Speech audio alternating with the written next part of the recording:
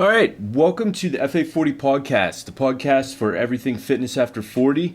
I am your host, Josh Proch, and today we've got a nice episode for you. We are going to talk to you a little bit about sleep and how it impacts your recovery and some different things like that. But before we get into that, a couple things that we have going on in here. We are about halfway through our Big Ass Salad Challenge that we're running for our members with the goal of getting them to eat a salad each day. The main reason for that is we find that a lot of our members, they struggle to get in vegetables. And this is one way that we can help them get into vegetables and get in a few more servings each day. And the reason for that is they provide some bulk into your diet. They help you feel a little bit full and help you cut down on total calories and things like that. So each week we've been sending them out different recipes and some different tips and how to change them up and things like that. So for those of you that have been participating in it, I hope you're enjoying it. I hope you're seeing some positive effects from that. And for the ones that are competing in it, at the end, what we're going to do is we're going to put everybody's name in that into a drawing that completed it, and get them hooked up with some new clothing and stuff that we have coming out here, which towards the end of this month, we're going to release a spring and summer line. So be sure to check that out if you want some new PNF gear. So we'll have that for you to look forward to here.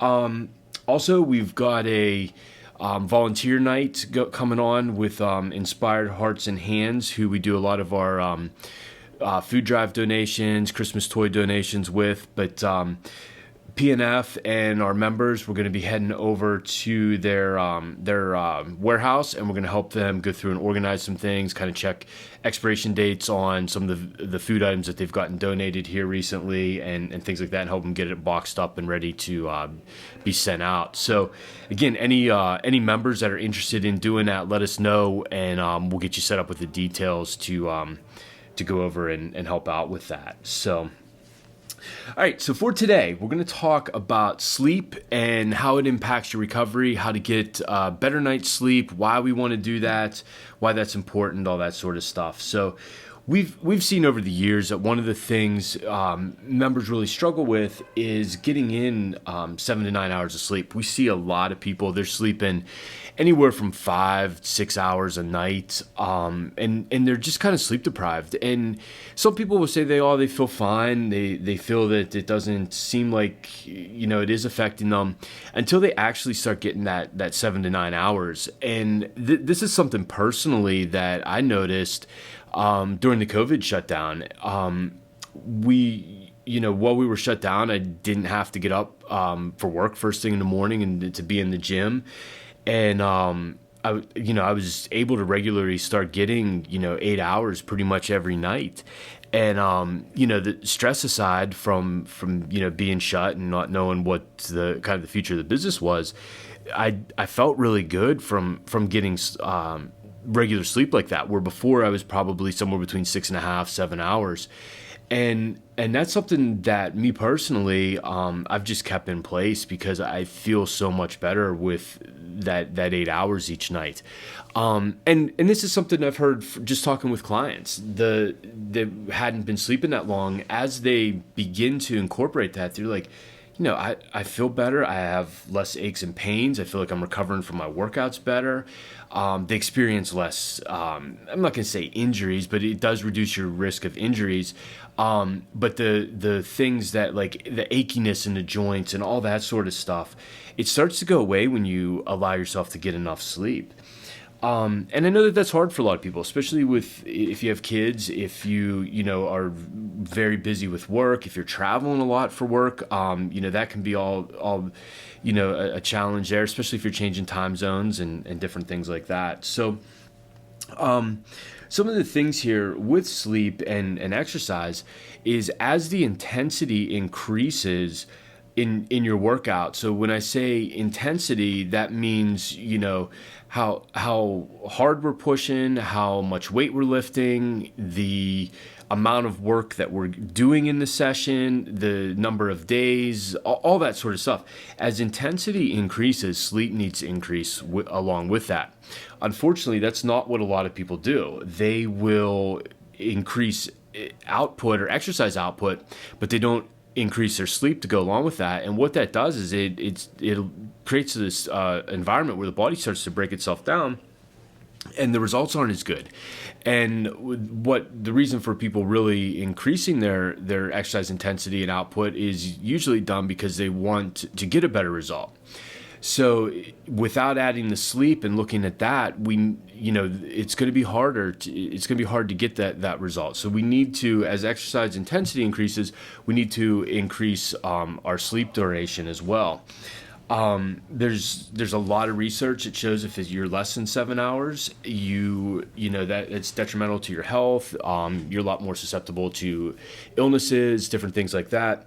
That being said, there's also, a lot of research that shows once you go past 9 hours, it's kind of you have the same negative effects as if you were sleeping less than 7 hours. So it's somewhere in between that 7 and 9, and your body will kind of tell you, if you play around with that, you'll find what you need and what is good for you. So, again, getting that sleep in, can be hard with busy lifestyles and chaotic lifestyles. But some things to help improve it are, setting a set bedtime, trying to keep a set wake up time, and keeping those consistent throughout the week, and even on the weekends. A lot of people, they'll stay up later on Friday, Saturday nights and sleep maybe a little bit later and things like that, and that can really mess up those circadian rhythms and your sleep. So you want the times that you're going to bed to be about, within 30 minutes of each other.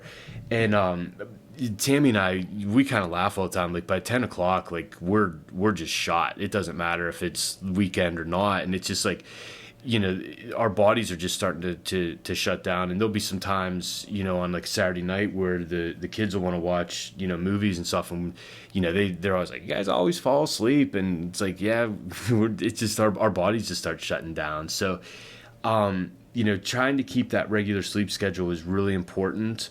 The other thing too is looking at the environment of your bedroom and everything. You want it a little bit cooler, probably around 68 degrees is kind of the recommended temperature. You also want it quiet. You want it dark. You don't, even little lights from like an alarm clock or like a smoke detector or anything like that. So the charging things on for your phones and all that sort of stuff, those can all disrupt your sleep. We're finding and everything there. So if you can put a little piece of like tape, like black tape over those, or throw like a towel over them or things like that, that all will help you get a better sleep. Get the no outside light coming in. If you get yourself some blackout curtains and things like that, that helps. You also want it quiet. This can be hard, especially if you live like in the city or something like that. It's hard. There's sometimes some outside noise that you just can't get rid of, and things like that. But having it quiet in there is important. And then just some physical things is, that can disrupt it is having caffeine. Too much caffeine can interfere with your sleep. And, I usually try to recommend not having any caffeine after noon, probably 2 o'clock at the latest, because it stays in your body for a few hours there. And I think it's 6 or so, maybe 8 hours, something like that. I'm not 100% sure on that, but it stays in your body longer than you think, and that can interfere with the quality of your sleep. And then eating before you go to bed, I like to have at least 2, if not 3 hours before I go to bed from when I eat. Again, unfortunately, that's not always possible. There's nights I'll be in here later and I go home and I eat and it's only maybe an hour before I'm going to bed and things like that. But all in all, if you can keep that, 2-3 hours eating and then going to bed, you're going to find that you sleep better. You just are you're not feeling as full and things like that.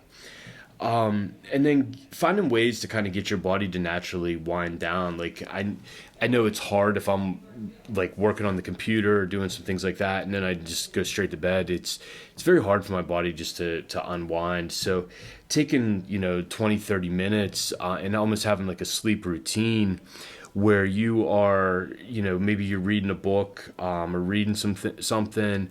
It could be watching TV, that's fine. It could be playing like a game on your phone or your iPad, any of that kind of stuff. I will say with like using your iPhone or your iPad, The blue light from those can interfere with that and actually keep you up. So that's where if you are using one of those devices, it's not a bad idea to invest in some blue light glasses.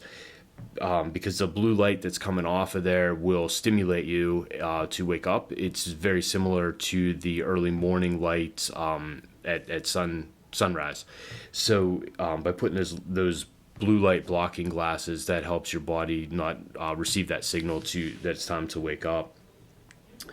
And even some people, they'll find that like foam rolling or stretching just for a few minutes before they go to bed helps their body kind of relax so that they can get into sleep. But it's basically just giving yourself some time to unwind. You'll find that you get a better night's sleep with that, and everything there. So again, like I said, a lot of people, they kind of take sleep for granted, and they don't get as much as they should, and their body kind of pays a price for that. So if that's you, work on improving that, work on improving your sleep environment, and you'll find that you feel better. And if you've been struggling to see results in your fitness, that could be one of the things that's holding you back.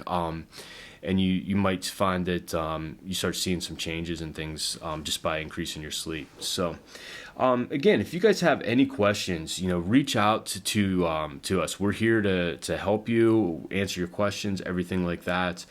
And if you aren't currently a member and you're just listening to our podcast and you've been thinking about it, we'd love to have you in here. We're running a 6-week trial right now. It is $199, but we let you try out everything that we have to offer. You can work with one of our coaches in a personal training session 3 times a week. You get access to our boot camp sessions. We do a nutrition blueprint. You're a member for 6 weeks, and you get to see and experience everything we have to offer. So if that's something that you're interested in, let us know. We'll get you started and going on the path to achieving your goals. So that's it for today. We will. I'll be talking to you here next week. Thank you for listening to this episode. If you enjoyed it, be sure to subscribe to our podcast on Apple Podcasts and rate and review us.